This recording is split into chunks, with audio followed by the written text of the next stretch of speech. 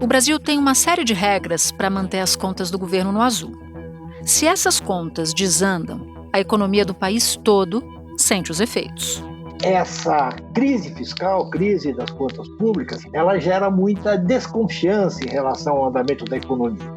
E isso provoca uma alta nos juros no mercado e provoca também uma alta a mais do dólar. E aí é câmbio para cima, inflação mais para cima, é uma situação que começa a perder o controle. A mais recente dessas regras, aprovada ainda em 2016, durante o governo Temer, nasceu com o objetivo de evitar o aumento desenfreado dos gastos públicos. Uma fórmula que limita o investimento do governo à inflação do ano anterior. É interessante a reforma, o teto dos gastos públicos, estabelece um prazo de 20 anos. Revisável o teto apenas daqui a 10 anos. Teto que, na gestão Jair Bolsonaro, não vingou na prática. O primeiro furo veio com o orçamento de emergência para enfrentar a pandemia. E depois, na destrambelhada série de medidas eleitoreiras do presidente, com o aval do Congresso. Quer dizer, você tem uma regra que foi mudada 5 vezes. É muito jeitinho, é muito contorno.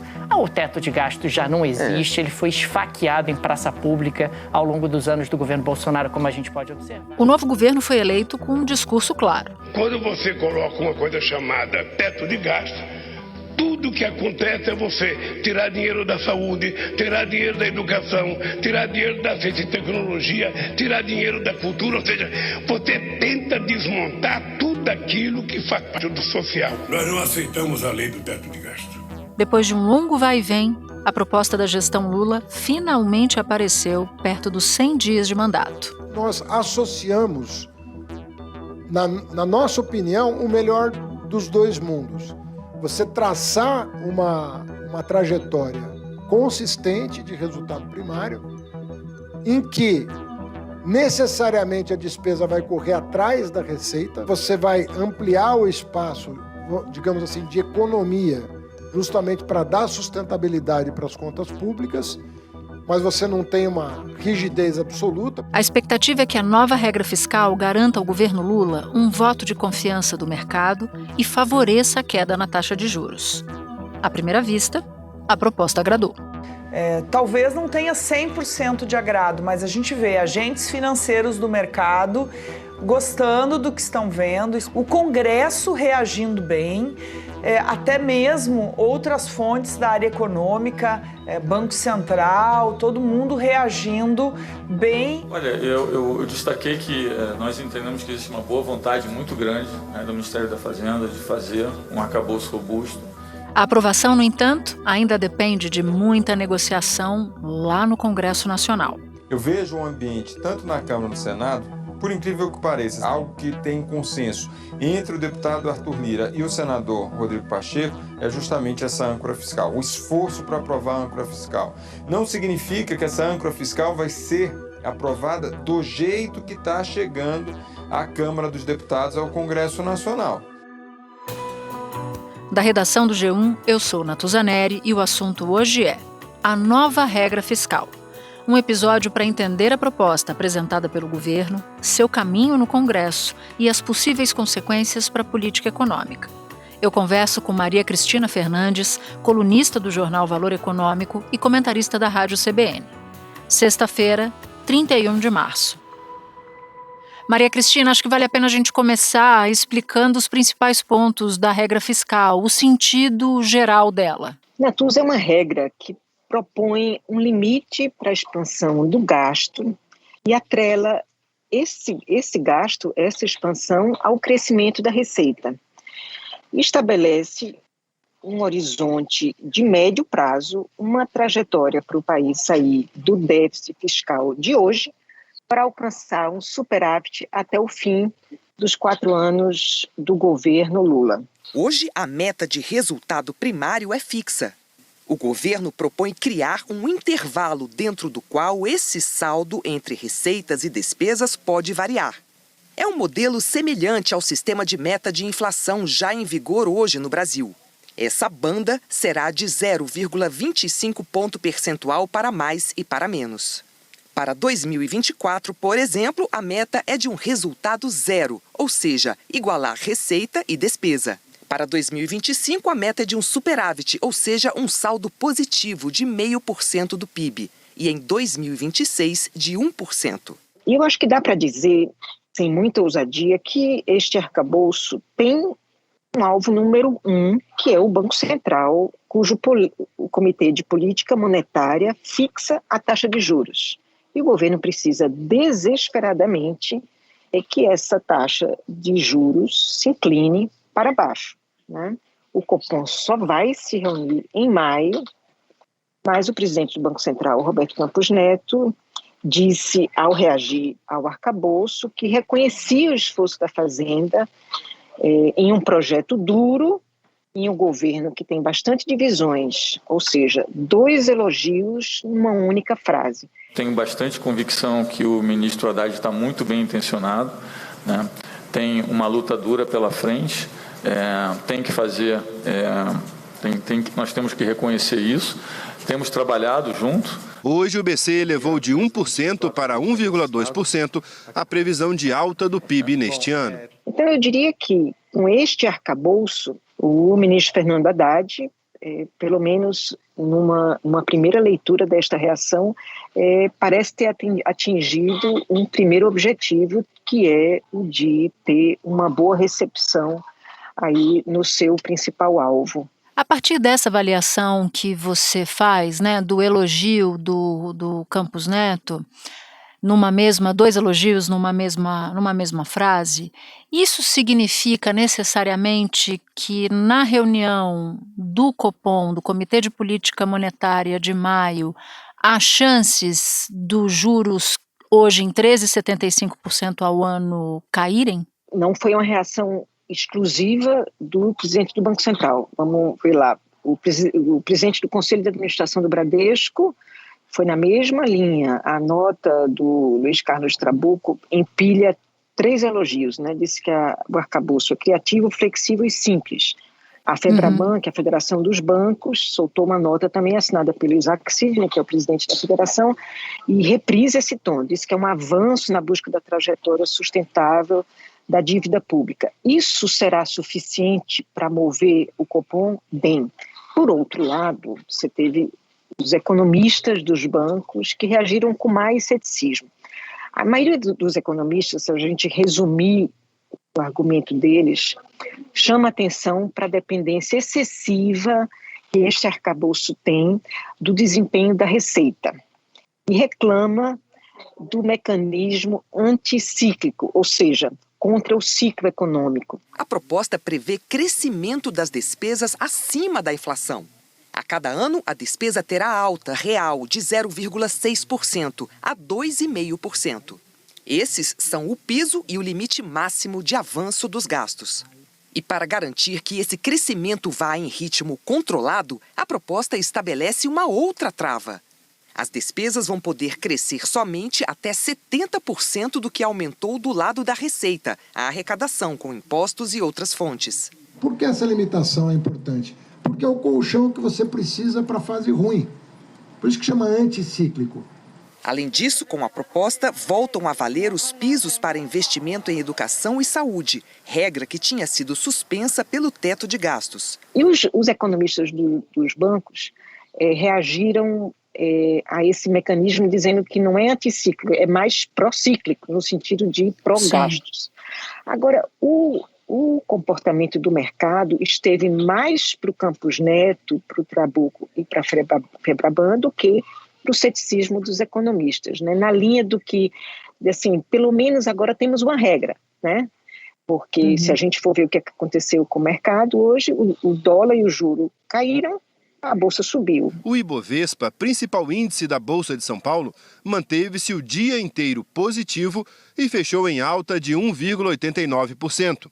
O dólar comercial foi vendido a R$ 5,09, queda de 0,72%. E o Haddad, pasme, parece que caiu nas graças do mercado, né? Era isso que eu queria abordar com você, porque se a gente for olhar meses atrás, quando Lula ainda disputava a eleição e todo mundo já sabia, já dava como pule de 10 que Haddad seria o ministro da Fazenda, só não tinha um anúncio formal, e ele era super mal visto pelo mercado. Né? As pessoas achavam que ele não daria conta do recado e que ele assumiria um papel de um dos setores do PT que sempre brigou por mais gasto e que talvez não esteja nem tão satisfeito assim com a nova regra fiscal apresentada por Haddad. Essa virada de Haddad me parece politicamente interessante. Eu queria te ouvir sobre isso. Sim, ele realmente fez uma virada, porque se a gente for ver o que aconteceu na posse, 3 meses atrás, o Haddad assumiu com uma derrota gigantesca, que foi a prorrogação da desoneração dos combustíveis. O presidente Lula, na passagem de governo, decidiu prorrogar a desoneração que terminava no dia 31 até 28 de fevereiro. Dentre outras coisas, porque havia rumores em Brasília de uma tentativa de golpe de Estado. Mas o presidente da República acabou cedendo aos argumentos do PT que o novo governo não podia tomar posse dando logo uma pancada nos combustíveis, que isso causaria uma reação muito grande do eleitor, na linha do estelionato eleitoral. Né? E ele teve que engolir. E eu ouvi hoje um dirigente de uma instituição financeira que muito me impressionou, que ele disse o seguinte: olha, lembrando essa derrota que o Haddad sofreu bem no início, a oposição aberta que ele sofreu de setores do PT, ele estava lembrando a costura que foi feita desde então, como ele costurou no Congresso, no setor financeiro, no mercado, na sociedade, junto aos sindicatos, o que acabaria por se tornar esse arcabouço. E ele argumentava comigo: olha, não dá para esperar que a regra fiscal de um governo do PT radicalize na contenção de despesas, depois de 4 anos em que o bolsonarismo manteve o gasto social deprimido. Então, eu vi nisso, quando eu vi um dirigente da instituição financeira argumentando isso, eu já vi nisso também um reflexo dessa, digamos assim, dessa pregação do Haddad em torno de seus argumentos. Olha, eu não estou fechado com essa linha perdulária de gastança, mas eu também não posso dar as costas para um governo que foi eleito com esse compromisso de recuperar o gasto social. Então, o que eu acho que ele fez foi costurar esse apoio.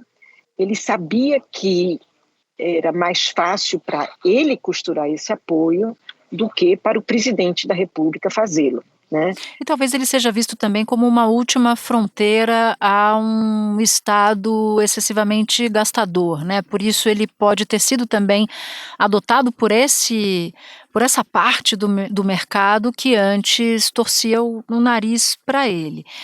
Voltando um pouco para a entrevista que ele deu na data de hoje, a gente grava na quinta-feira, o episódio vai ao ar na sexta. Que outros recados você enxergou nas falas de Haddad quando ele foi expor as linhas gerais da regra fiscal? Eu acho que ele já se antecipou, no jargão da política a gente diz que ele é uma vacina, né? Quando os primeiros sinais desse arcabouço saíram, já houve gente que disse que a conta não fechava pelo lado da receita. Então, ele já se antecipou a isso e, de fato, toda a crítica meio que girou em torno disso. E ele disse que, de fato, mandaria para o Congresso medidas adicionais. Né? Tem lá uma proposta de reforma tributária que está tramitando num grupo de trabalho, mas ele disse que mandaria medidas adicionais que aumentariam a receita entre 100 e 150 bilhões. Não na linha de aumentar impostos, mas de expandir a base de tributação cobrando de quem não paga, principalmente do comércio eletrônico. Significa que nós temos que fazer quem não paga imposto pagar. E nós temos muitos setores que estão demasiadamente favorecidos com regras que foram sendo estabelecidas ao longo das décadas e que não foram revistas por nenhum controle de resultado. Muitas caducaram do ponto de vista de eficiência, precisam ser revogadas, e nós vamos, ao longo do ano, né, e já começando na semana seguinte à apresentação do arcabouço. Agora, isso teria que passar, isso ele não discutiu na entrevista, mas isso teria que passar por um convencimento, não apenas do Congresso, mas também da população, né, Natuza? Porque se a Fazenda for para cima dessas grandes empresas varejistas do comércio eletrônico, tem que explicar que não pode concordar com contrabando. O dirigente de uma dessas empresas foi bater na Fazenda dia desses e explicou que transferiria suas fábricas para o Brasil, para ver se continha essas propostas da Fazenda. E ouviu o seguinte: pois bem, enquanto isso não acontecer, os senhores pagarão impostos, porque o Brasil não pode correr o risco de ver sua indústria têxtil, principalmente a têxtil, né, fechar. Uhum. Agora, se isso é um argumento a ser usado com os dirigentes dessas empresas, isso também tem que ser levado à população, que pode se sentir onerada, porque isso vai ser repassado aos preços, né? Espera um pouquinho que eu já volto para continuar a minha conversa com a Maria Cristina. Tem um ponto aí que você tangencia que eu queria aprofundar.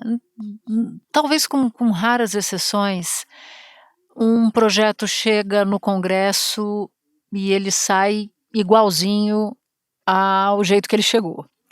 Então, ainda tem a apresentação, porque hoje foi uma apresentação às linhas gerais da proposta, ela ainda está sendo formulada, esse texto ainda vai para o Congresso Nacional. Mas há avaliações distintas sobre a conduta da política em relação à proposta de regra fiscal. Você, por exemplo, escreveu na sua coluna de quinta-feira, dessa quinta-feira que a gente fala, que quanto mais parecido com o teto de gastos, mais fácil o parlamentar vai deglutir, vai engolir a proposta do governo Lula. E aí eu entendo que é o parlamentar no geral, né? Não só aquele que está perto do governo, sobretudo aquele que está longe do governo. Um colega seu, o Bruno Caraza, colega seu do Valor, colunista também, diz que o modelo proposto vai ser bem recebido pela classe política porque deixa uma porta aberta para investimento e de repasse para redutos eleitorais, ou seja, já que tem dinheiro para investimento, aquele parlamentar pode fazer um cálculo de que ele também vai ter mais dinheiro de emenda para colocar no município dele, por exemplo, no reduto eleitoral dele. Afinal, o Congresso gosta, você que conhece tão bem a psique dos políticos em geral, prefere uma regra mais dura ou uma regra mais solta? Eu acho que a gente precisa lembrar o que aconteceu na vigência do teto de gastos, né? O teto de gastos foi aprovado no governo Michel Temer para ser cumprido pelo governo que o sucedeu. Né? O teto de gastos só começou a ter vigência no governo Bolsonaro.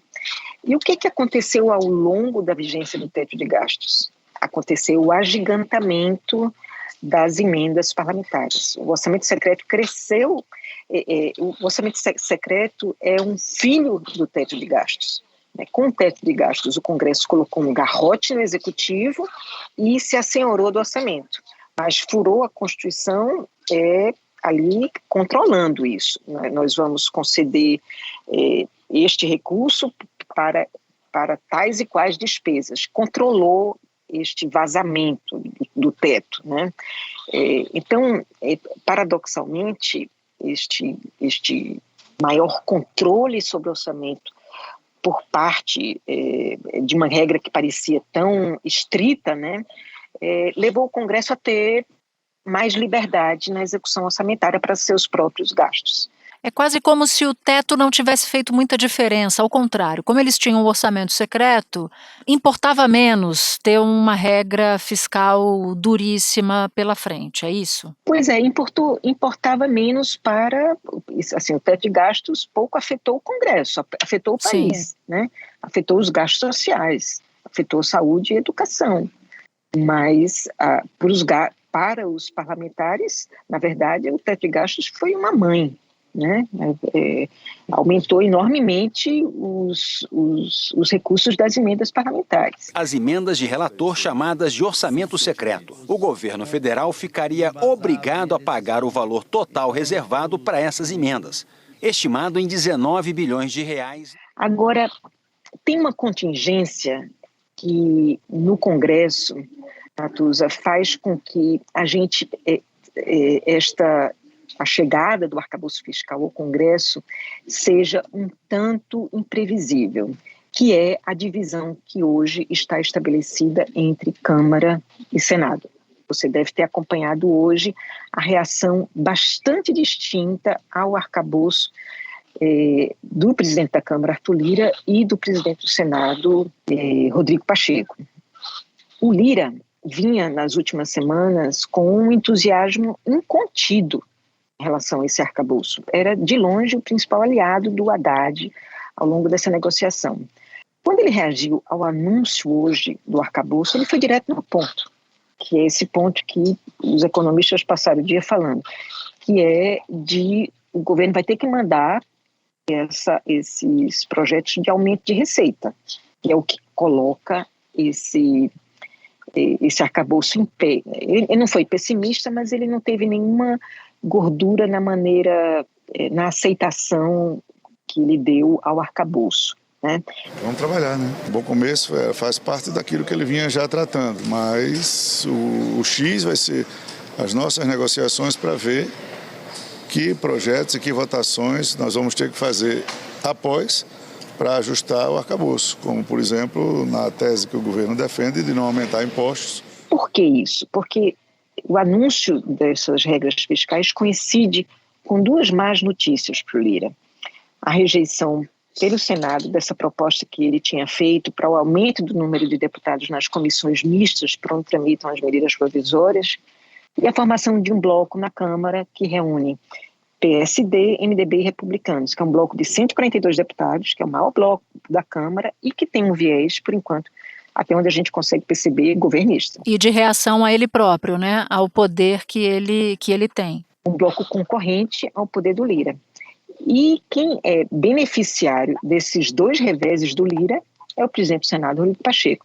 Primeiro porque o seu partido PSD compõe esse bloco, e depois porque o Senado não está aceitando quer voltar à regra constitucional da composição das comissões mistas, né? E como para a proposta do Lira ser aceita precisa mudar a Constituição, ele teria que passar isso nas duas casas. Então, se o Senado não aceita, a coisa não passa. E o Pacheco isso resultou também numa recepção que o Pacheco deu ao arcabouço muito mais otimista. Ele disse que recebia de todos os líderes, inclusive da oposição, um compromisso com a pauta fundamental do equilíbrio fiscal, que chamou o arcabouço fiscal do Haddad de uma agenda civilizatória. De nossa parte, eu senti de todos os líderes do Senado, inclusive da oposição, um compromisso absoluto com uma pauta que é fundamental para o Brasil, que é a disciplina e o equilíbrio fiscal, em substituição ao teto de gastos públicos, para ter uma correlação entre receita e despesa. Vamos manter esse diálogo até que possa ser concretizado esse arcabouço fiscal, enfim, no Brasil. Entusiasmo que eu, pelo menos, não tinha visto até aqui por parte do Pacheco. Também não.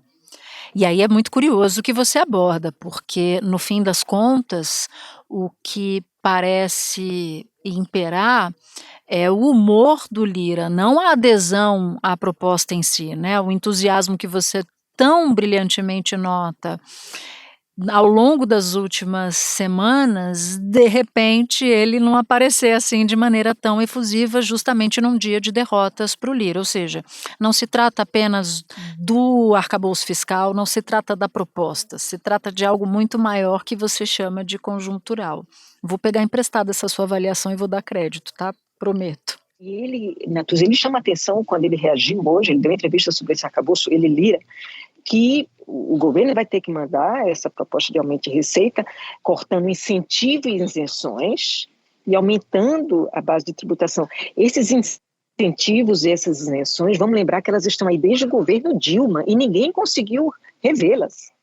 Dilma concedeu todas essas isenções lá para tentar ficar no cargo, isso não adiantou, ela não conseguiu conquistar a simpatia do empresariado, né, que aderiu em peso ao impeachment. E desde então, você não consegue tirar isso. É uma montanha de dinheiro. É uma coisa estimada em pelo menos uns 400 bilhões de reais.